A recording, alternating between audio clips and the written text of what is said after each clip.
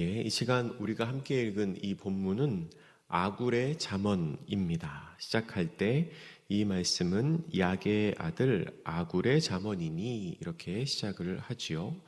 그가 이디엘과 우갈에게 교훈한 내용이다라고 시작을 하고 있습니다. 이 아굴이라는 말, 이름, 이 단어는 구약성경 전체에서 여기에만 나오는 이름입니다. 그래서 이 사람이 어떤 사람인지 파악하기는 쉽지가 않습니다. 그리고 이디엘과 우갈이라는 것도 사람 이름처럼 보이기도 하지만 또 다른 의미로 해석되기도 합니다. 이게 히브리어 그대로를 옮기면 이디엘과 우갈인데요. 그 뜻을 살펴보면 이 이디엘이라는 말은 하나님 내가 피곤합니다 라는 뜻입니다. 하나님 내가 피곤합니다.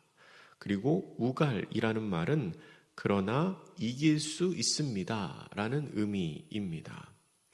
그러니까 우리 성경에 나온 대로 해석을 하면 이 아굴이라는 사람이 이디엘과 우갈에게 전하는 아굴의 교훈이다 라고 1절 말씀을 해석할 수 있는데, 그 의미를 살려서 두 번째 후자의 의미로 해석을 하면 아굴이 말하는 피곤한 중에도 승리할 수 있는 방법이다 라고 요 1절 말씀을 의역을 하면, 의미를 살려서 읽으면 그렇게 해석할 수 있다는 겁니다. 피곤한 중에도 승리할 수 있는 방법. 어떻게 해석하는지는 학자마다 의견이 다르지만 둘 다 좋은 의미이기는 합니다. 그리고 아굴이 말하는 교훈이라는 뜻에는 변함이 없습니다. 오늘 본문의 내용은 크게 세 가지로 나눌 수 있습니다. 먼저는 겸손에 관하여 말하고, 두 번째는 중용을 지킬 것을 말하고, 세 번째는 자족해야 할 것을 말합니다. 본문 2절은 이렇게 시작합니다. 우리 2절 말씀을 같이 읽어보겠습니다. 시작. 나는 다른 사람에게 비하면 짐승이라 내게는 사람의 총명이 있지 아니하니라. 아멘. 아굴은 스스로 말하기를 자기는 다른 사람에게 비하면, 그리고 스스로 사람이 되기에는 부족한 짐승이라고 말합니다. 자기는 동물과도 같은 존재라는 거지요. 여기서 말하는 짐승은 아주 자기중심적이고 아주 본능적으로 행동하는 어리석고 미련한 존재라는 뜻입니다. 그러니까 사람처럼 지각이 있어서, 지혜가 있고 판단력이 있어서 잘 판단을 해서 행동하는 게 아니라 본능적이고 또 즉흥적으로 행동하는 존재라는 거지요. 그런데 여러분, 이 아굴이라는 사람이 스스로 자신의 정체성을 그렇게 규정하는 것만 봐도 사실 그는 어리석은 사람이 아닙니다. 자기 스스로에게 저는 짐승과 같은 존재입니다 라고 말하는 그것만 보아도 그는 지혜가 있는 사람이라는 뜻입니다. 왜냐하면 정말 미련한 사람은 자기 자신이 부족하다는 것조차 알지 못하기 때문입니다. 정말로 짐승 같은 사람은 자기가 짐승 같은 존재라는 것조차 모르겠죠. 아굴의 이 고백은 하나님 앞에 섰을 때에 내가 정말 부족하구나, 나는 정말 나약하구나, 나는 정말 지혜가 없구나 하는 자기 스스로의 고백입니다. 참으로 겸손한 고백인 것입니다. 3절은 이렇게 기록합니다. 나는 지혜를 배우지 못하였고 또 거룩하신 자를 아는 지식이 없거니와 라고 말합니다. 자기 자신에게는 하나님을 알 만한 지혜와 지식이 없다는 겁니다. 그 지혜와 지식은 하나님을 인정하고 그 앞에서 겸손히 주님의 뜻을 찾을 때 얻을 수 있는 것인데, 자신은 그런 존재가 아니라는 거죠. 조금 전에 읽은 이 2절과 3절 말씀을 통해서 아굴이라는 사람은 스스로를 굉장히 낮추어서 표현을 하고 있습니다. 근데 여러분, 이 2절과 3절의 말이 좀 아이러니한 측면이 있습니다. 왜냐하면 아굴은 스스로 지혜와 지식이 없다고 말하고 또 하나님을 아는 지식이 없다고 말하지만, 그 다음에 나오는 말을 보면, 4절 이하에 나오는 말을 보면 아굴에게 그 지식이 있다는 것을 우리가 짐작할 수 있기 때문입니다. 4절에 나오는 질문을 보면 그렇게 질문을 하는 것 자체로 이미 아굴에게 하나님을 아는 지식이 있다는 것을 우리가 알 수 있게 됩니다. 진짜 모르는 사람은, 진짜 하나님을 모르는 사람은 이렇게 질문을 할 수조차 없기 때문입니다. 4절이 어떻게 기록합니까? 우리 4절 같이 읽습니다. 시작. 하늘에 올라갔다가 내려온 자가 누구인지, 바람을 그 장중에 모은 자가 누구인지, 물을 옷에 싼 자가 누구인지, 땅의 모든 끝을 정한 자가 누구인지, 그의 이름이 무엇인지, 그의 아들의 이름이 무엇인지 너는 아느냐? 라고 아굴이 누군가에게 묻습니다. 근데 여러분, 아굴이 이렇게 물어보는 것 자체가 그가 이러한 일을 하신 분이 있다는 것을 알고 있다는 뜻 아니겠습니까? 하나님에 대해서 전혀 모르는 사람이 어떻게 이렇게 질문을 할 수 있겠습니까? 그리고 아굴이 하나님을 아는 지식이 있는 사람이라는 것을 우리는 5절과 6절 말씀에서 더욱 확실히 보게 됩니다. 5절과 6절도 같이 읽겠습니다. 시작. 하나님의 말씀은 다 순전하며 하나님은 그를 의지하는 자의 방패시니라. 너는 그의 말씀에 더하지 말라. 그가 너를 책망하시겠고 너는 거짓말하는 자가 될까 두려우니라. 아멘. 4절에서 하나님이 이 세상을 창조하시고 그 질서를 유지하시는 위대하신 창조주라는 것을 이 아굴이라는 사람이 밝힙니다. 그리고 그 하나님과 어떠한 관계를 형성해야 하는지를 말하는데요. 먼저 하나님의 말씀은 다 순전합니다. 여러분, 이 순전하다는 것은 아주 순수한 상태를 말하는 겁니다. 찌꺼기나 불순물이 전혀 없는 순도 100%의 상태입니다. 하나님의 말씀은 순전하기 때문에 우리가 그대로 신뢰하고 그대로 의지할 수 있습니다. 또한 하나님은 그를 의지하는 자의 방패가 되십니다. 방패는 보호하는 무기이지요. 하나님께서는 그를 의지하는 자를 지키시고 보호하시고 위험이 틈타지 못하도록 그와 함께 하신다는 겁니다. 또한 6절에 나오는 것처럼 하나님의 말씀은 순전하기 때문에, 순수하고 완전하기 때문에 그 말씀에 무언가를 더하는 것, 그 말씀에 무언가를 덧붙이는 것은 그 자체가 큰 잘못입니다. 그 자체가 말씀의 순수성을 깨뜨리는 것이고 말씀을 훼손하는 일이 됩니다. 여러분, 너무 깨끗하고 너무 순수한 상태에서는 무언가를 더하는 게 오히려 마이너스가 됩니다. 이렇게 비유할 수가 있을까요? 아주 잘 닦여진 무슨 자동차나 거울이나 유리 같은 표면이 있습니다. 너무 깨끗해요. 마치 없는 것 같아요. 너무 깨끗해서. 근데 그거를 내가 닦아보겠다고, 어떤 아이가 닦아보겠다고 이 깨끗한 행주를 들고 닦으면 어떻게 됩니까? 더 지저분해지죠.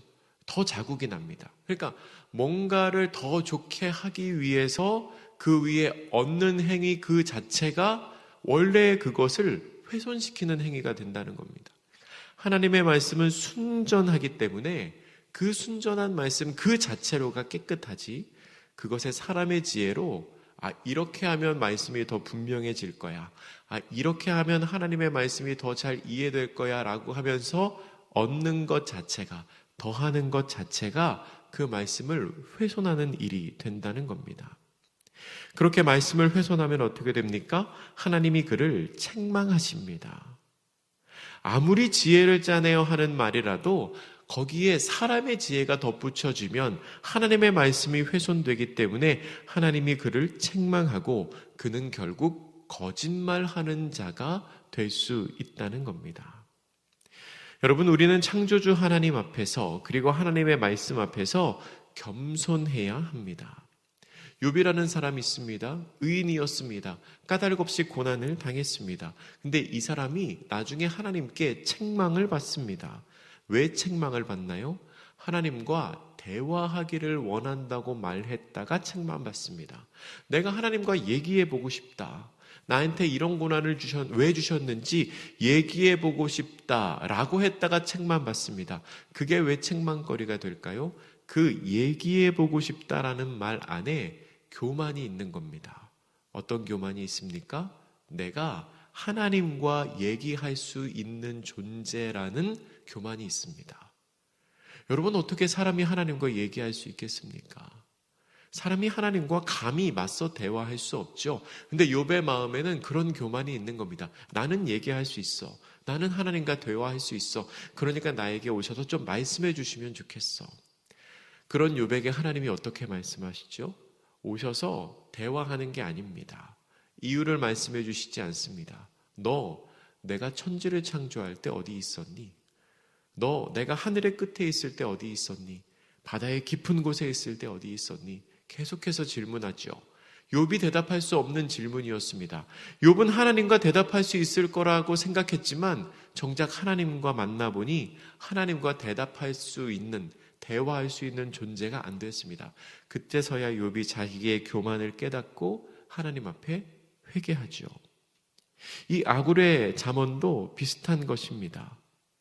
우리는 아굴처럼 하나님의 존재 앞에서, 하나님의 말씀 앞에서 겸손해야 합니다. 저는 하나님을 아는 지식이 없고 지혜가 없기 때문에 내가 아는 아무리 선한 것도 주님 앞에서는 불순물에 지나지 않습니다라는 겸손이 우리에게 있어야 합니다. 7절에서 아굴은 두 가지 일을 하나님께 간구한다고 합니다. 그것을 과거형으로 표현하고 있습니다. 내가 구하였사오니 라고 말합니다. 구하였사오니.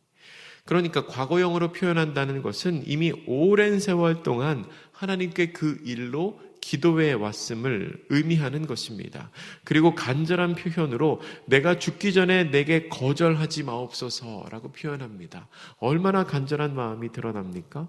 그렇게 간절하게 구하고 있는 것이 무엇일까요? 크게 보면은 두 가지이고 작게 나누어 보면 세 가지를 구하고 있는데요. 8절 말씀에 그 내용이 나옵니다. 우리 8절 같이 읽어보겠습니다. 시작.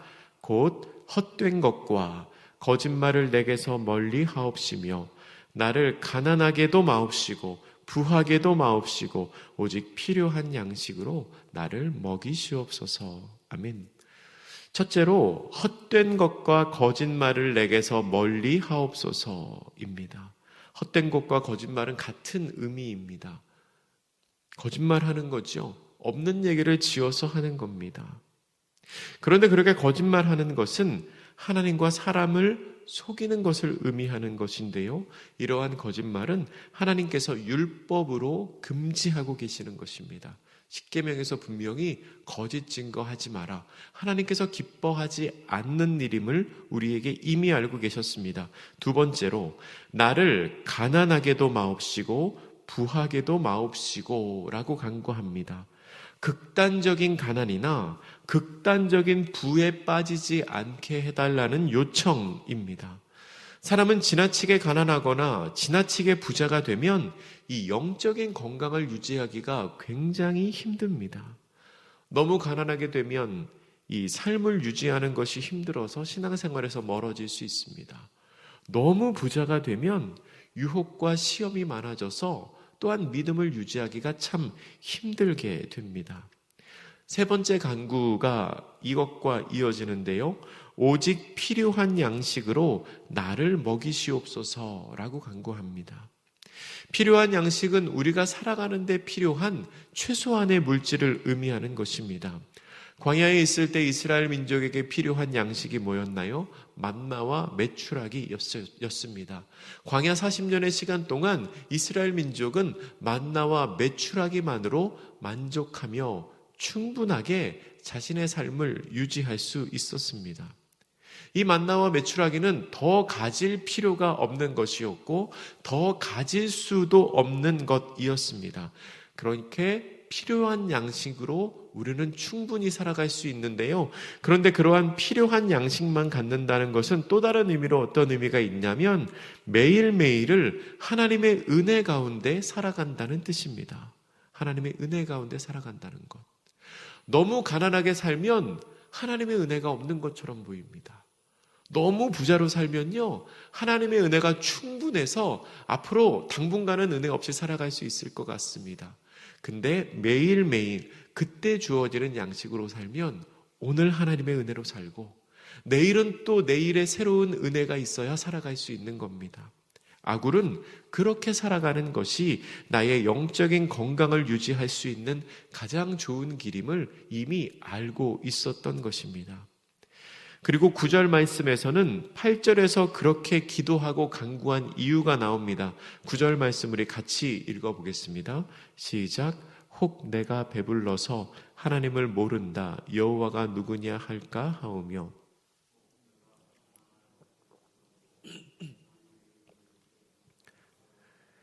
아멘. 아굴은 두 가지의 이유를 말합니다. 첫 번째 이유는 자신이 지나치게 부자가 되었을 경우 하나님을 부인하고 여호와를 인정하지 않을 수 있다는 겁니다. 물질적인 부를 갖게 되면 마음의 간절함이 없어집니다. 그리고 조금 전에 말씀드린 것처럼 하나님 없이도 잘 살 수 있을 거라는 생각이 듭니다. 그리고 또 한 가지로 내가 잘해서 부자가 된 것 같은 교만이 그 마음에 생겨날 수 있습니다. 잠언 기자는 그것을 경계합니다. 이미 나에게 너무 풍성한 은혜가 있어서 더 이상은 하나님의 은혜가 없어도 살 수 있을 것 같은 착각에 빠질까 봐 잠언 기자는 너무 큰 부는 주지 마십시오 라고 말합니다. 두 번째 이유는 지나치게 가난하게 되면 남의 것을 훔치려는 유혹에 빠져서 하나님의 이름을 욕되게 할까 봐 걱정하며 그렇지 않게 해달라고 기도합니다. 여러분, 지독한 가난을 경험해 보지 못한 사람은 그런 상황에 있는 사람을 이해하지 못할 겁니다. 물론 저도 마찬가지이죠. 저도 밥을 굶을 정도로 가난을 경험한 적은 없으니까요. 근데 가끔 보면 이 뉴스에 소액 절도범에 관한 이야기가 나옵니다.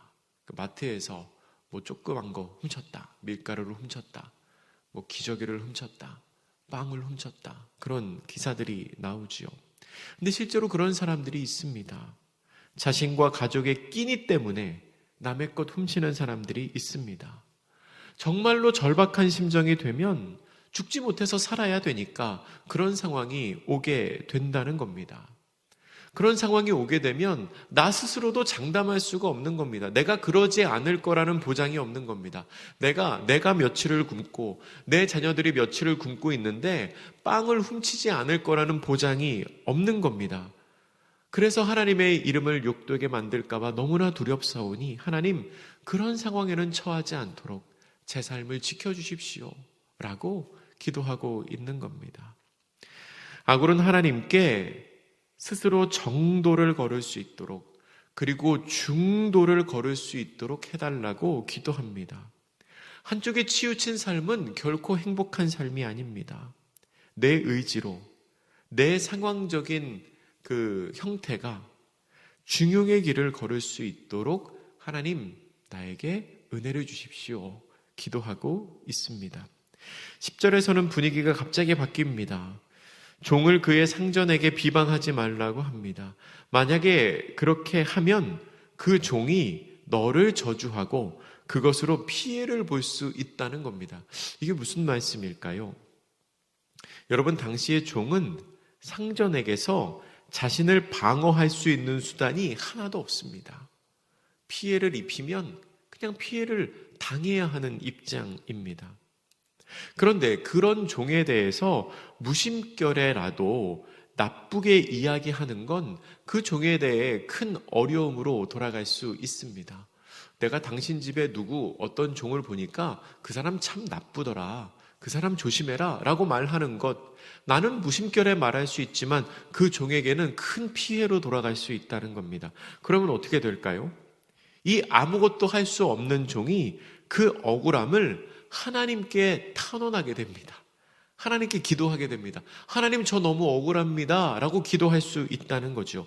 오늘 본문에 나오는 이 저주라는 표현, 10절의 저주라는 표현은 직접 상대방을 향하여 무서운 말을 하는 게 아니고요, 하나님께 하소연하는 겁니다. 하나님께 탄원하는 거죠. 그러면 하나님이 어떻게 하시겠는가? 이 약하고 소외된 자를 사랑하시는 하나님이 그의 탄원을 들으시고 그의 기도를 들으시고 그 종을 비방한 너에게 벌을 내리실 수 있다는 겁니다. 그러니까 그렇게 하지 말아라 라고 말하고 있는 겁니다. 11절부터 14절에는 어리석은 무리들이 나옵니다. 11절에는 부모를 저주하는 무리들이 나오죠. 12절에는 스스로 깨끗한 척하지만 사실은 더러운 무리들이 나옵니다. 그리고 13절에는 눈이 심히 높은, 이것은 교만한 사람을 말하는 겁니다. 교만한 무리들이 나오고, 14절에는 치아를 이렇게 비유해서 표현을 하는데 가난하고 궁핍한 자를 괴롭히면서 착취하는 무리들이 나옵니다. 근데 이렇게 부모를 저주하고 스스로 깨끗한 척하지만 사실은 더럽고 교만하고 가난한 자를 착취하는 무리들이 왜 그런 일을 하는가? 그 이면에는 교만과 탐욕이 있다는 것을 그 뒤에 말씀에 이어서 계속 설명을 하고 있는데요. 15절과 16절에는 탐욕스러워서 만족을 모르는 것들이 나옵니다. 아주 탐욕스러워서 만족함이 없습니다. 계속 끊임없이 요구하는 존재질이 나오죠. 그런데 거머리도 나오고요. 그리고 16절에 보면은 어떤 존재가 나옵니까? 스올, 계속해서 삼키려고 하는 스올, 아이를 뵈지 못하는 태, 물로 채울 수 없는 땅, 족하다고 하지 아니하는 불, 계속해서 요구하는 것들이 나오죠. 그런데 그렇게 탐욕스러운 자들이 어떻게 되는가? 17절이 결론적으로 나오고 있는데요. 17절 말씀입니다. 시작.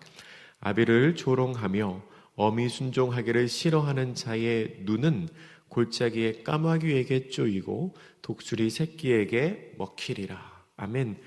그 사람의 눈이 골짜기에 있는 까마귀에게 쪼입니다. 너무 무서운 표현이죠. 그런데 여러분, 조금 더 이 상황을 생각해 보면 이 말이 더 무서운 말이라는 것 우리 알게 됩니다.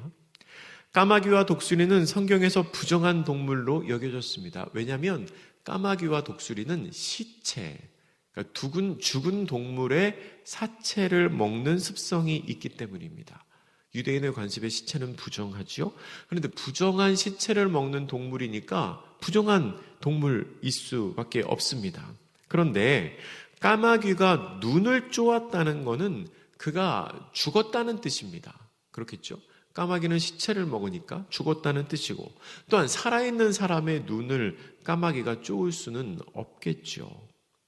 그런데 조금 더 생각해 보면 까마귀가 이 죽어있는 사람의 눈을 먹을 수 있다는 건 그가 제대로 장례가 치러지지 못했다는 뜻입니다. 제대로 매장이 되지 못했다는 뜻입니다. 그러니까 돌로 만든 무덤이나 땅에 이렇게 잘 묻혔으면 까마귀가 그렇게 시선을 훼손하지 못할 텐데 제대로 매장되지 못하고 죽었다는 거죠. 길거리에서 죽었다는 겁니다. 객사했다는 말입니다. 비명횡사했다는 뜻입니다. 그러니까 이건 굉장한 저주인 겁니다. 그렇게 끝없는 탐욕에 물들어 만족하지 못하는 사람에게는 비명횡사하는 저주가 있을 것이다 라고 은유적으로 표현하고 있는 겁니다. 여러분, 우리는 만족을 모르는 겉머리와 같아서는 안 됩니다. 스스로 자족할 수 있어야 합니다. 말씀을 정리하겠습니다. 오늘 본문은 아굴이 말하는 교훈을 크게 세 가지로 나눌 수 있습니다. 먼저 우리는 하나님과 하나님의 말씀 앞에서 겸손해야 합니다. 그리고 너무 가난하지도 너무 부하지도 않은 이 중용의 삶을 살아야 합니다. 세 번째로 나의 탐욕을 억누르고 나의 욕심을 잘 다스려서 자족할 수 있는 삶을 살아야 합니다. 우리가 이 아굴의 지혜, 하나님의 말씀을 잘 새겨서 겸손하게 또한 중용의 삶을 살며 스스로 자족할 줄 알아 하나님의 기쁨이 되어 살아가는 복된 성도님들 되시기를 주님의 이름으로 축복합니다. 기도하겠습니다. 사랑의 하나님 아버지, 말씀을 통하여 무엇이 하나님께서 기뻐하시는 지혜로운 삶인지 알게 하시니 감사합니다. 주 앞에서 겸손하게 하시고 너무 가난하지도 너무 부하지도 않은 중용의 삶을 잘 살아가게 하시고 내 탐욕을 먹누르고 욕심을 잘 다스려 스스로 자족하는 삶을 살게 하여 주시옵소서. 그리하여 오늘도 하나님께서 기뻐하시는 삶을 살아가는 우리 모두가 되게 하여 주시옵소서. 감사드리며 예수님의 이름으로 기도드립니다. 아멘.